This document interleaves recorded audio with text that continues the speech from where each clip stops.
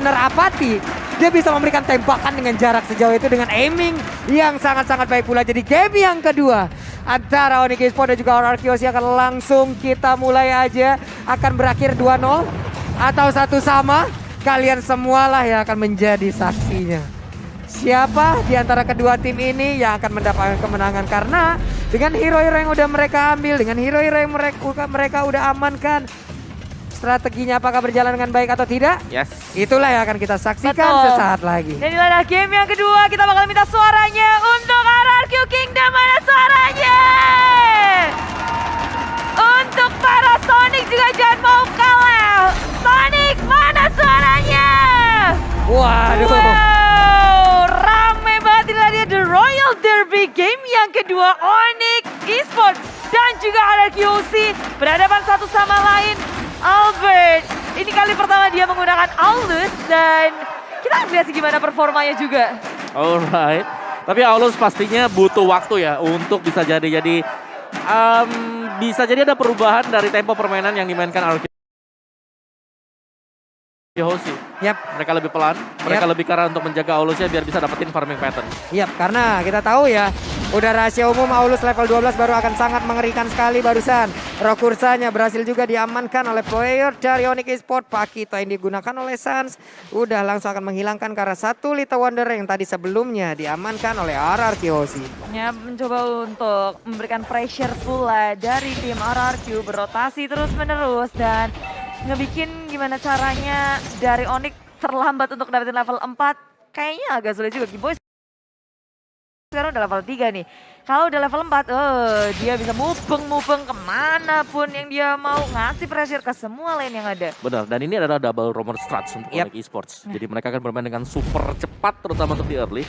Jadi mid lanernya di sini pertama kali ada Johnson, dia hit di level 4 nanti di menit kedua, recall balik dan langsung tabrak dengan Kamo HP. Oke, kita lihat aja apakah kali ini mobil travel lane of down.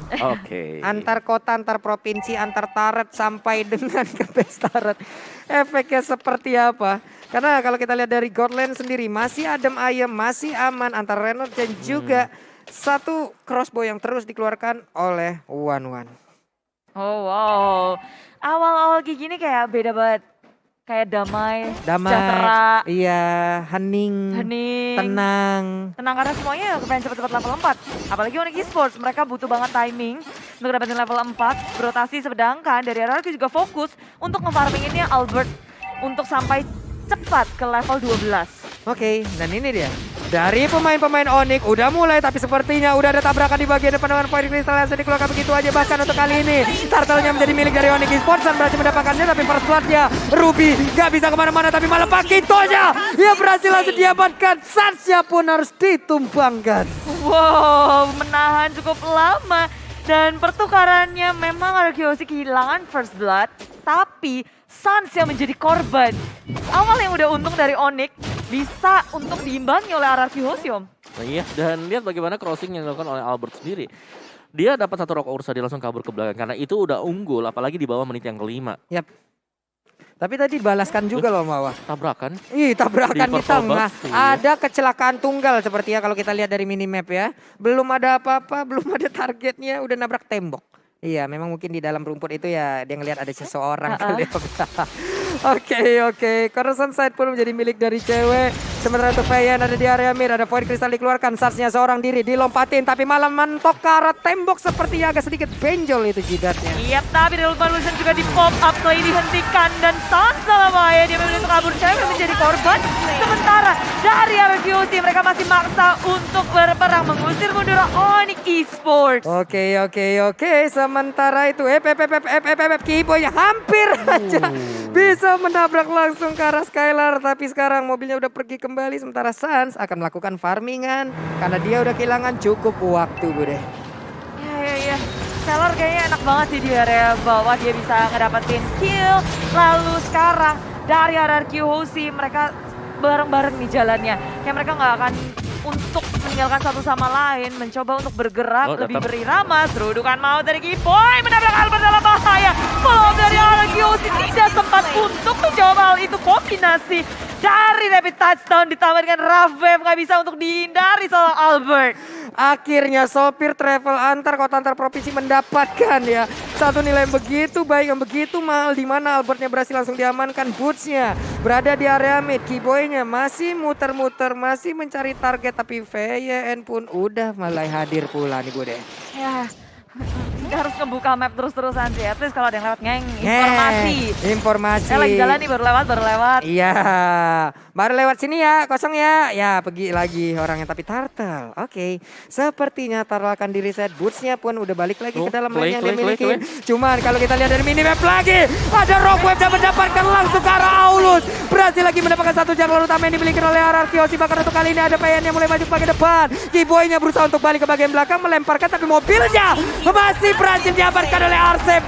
Bahkan untuk kali ini R7 masih mengingat lebih, ada Samuel tepat berada di depannya. R7 masih berusaha untuk langsung mengejar. Paling Star pun langsung lompat ke bagian depan. Ada 3 player ternyata di dalam rumputan tersebut, tapi R7 masih sangat-sangat tebal. Ya, dia tanky banget menahan segalanya. Starzen di pop up dan dia nahan semuanya. Gak ada burst damage yang bisa menghentikan R7, tapi Finn di sisi lain harus berhadapan dengan San, mencoba untuk mempertahankan jungle-nya. San seorang diri dengan adanya dibuka oleh Clay. Namun hati dapat terlalu terlambat. Sampai di bawah. Finn masih bisa selamat begitu pula dengan Clay. Cewek hadir mencoba untuk mengamankan 1 poin kill. Dan crossbow of tank pecah. Albert masih bisa selamat, tapi di area depannya berusaha untuk ditahan. R7 seorang diri melawan 3 member masih bisa survive dan kabur karena ada Skylar rotasi untuk melakukan backup ke area mid lane. Wow, rotasi yang begitu baik. Skylar hadir, Weskernya dikeluarkan, panik satu area om. Ya, dan itu permainan yang super safe sih dari Onyx Esports. Mereka tidak memaksakan untuk maju karena sadar. Nah, dia dari Skylar ini bisa membalikkan keadaan juga dan akhirnya reset posisi. Gak tertinggal terlalu jauh Onyx Esports. Itu barusan Weskernya emang ngagetin baik. The real jump scare barusan ya. Datang Weskernya, ada lagi nih Biru Passion dikeluarkan, tapi ternyata tidak begitu mengenai ke arah siapapun Bude. R7 hitungan damage dan juga durability-nya bagus banget sih. Kayak dia selalu bisa keluar dari peperangan dengan darah yang sangat tipis. Timingnya untuk nahan-nahan di area depan juga pas banget. Kalau kita lihat sebenarnya dari Onyx Esports, mereka punya pressure yang lebih besar untuk RRQ Hoshi. Tapi dari RRQ Hoshi pun mereka masih berfarming Ria. Albertnya yang selalu jackpot 2 kali ketabrak. Iya, itu dia. Inilah keunggulan dari Johnson Kadita. Ketika gak ada yang bisa mematahkan, dia akan berkuasa dengan permainan momentum. Dapatin 1, pasti unfair fight. Sama kondisinya di game yang pertama. Franco tarik 1, unggul.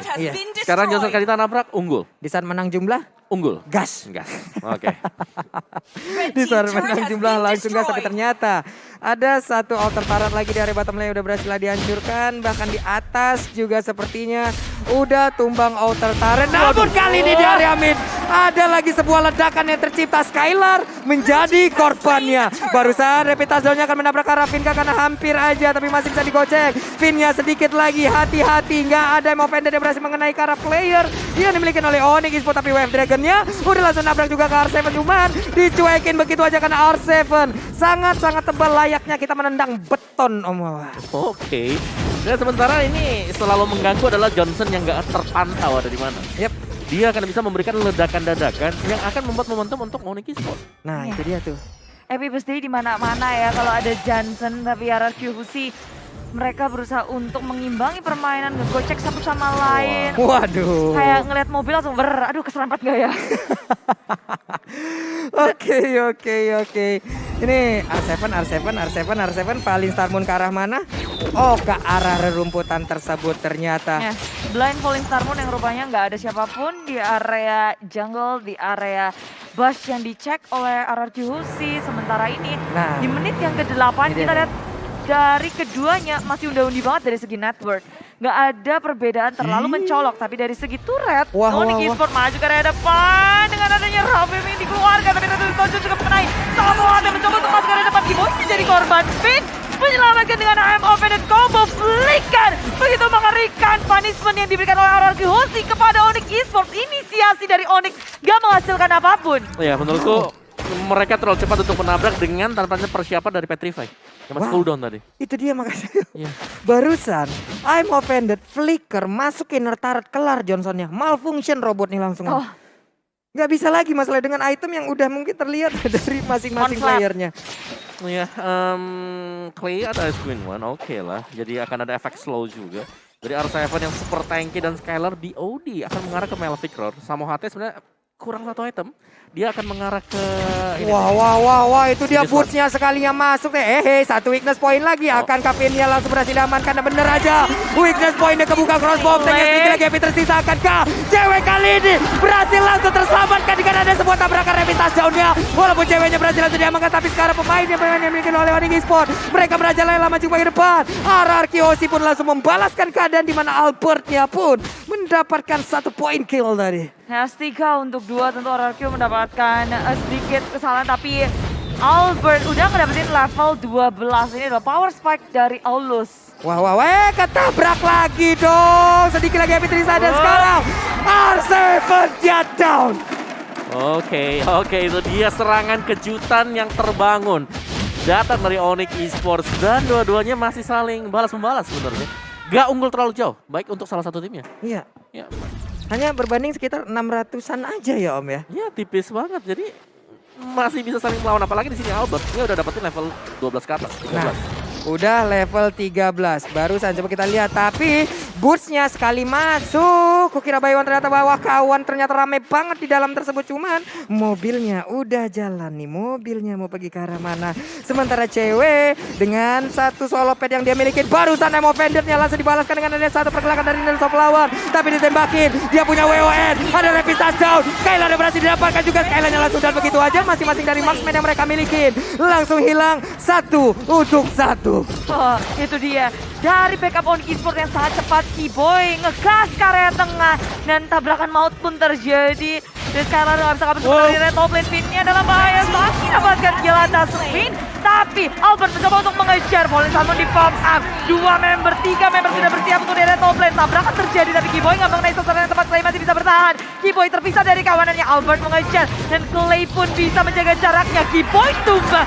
Sementara dari RRQ masih mengejar area mid lane-nya. Onyx Esports mulai balas-membalas pula. 2 ditukar dengan 1. Tapi Sans ikut menjadi korbannya. Wah, itu satu pergerakan memang Albertnya sangat-sangat mengamuk sekali. Tapi Samo HT dan juga Boots ada di dalam area dari Lord itu sendiri. Sementara Albert masih berfokus, mereka tidak ada retribution. Tapi pemain-pemain Onyx bahkan untuk kali ini ada Clay yang berhasil didapatkan. Sementara itu untuk Lordnya akan menjadi milik dari RRQ karena pemain Onyx tidak punya retribution. Dan juga Samo HT tidak selamat, tidak jadi pulang.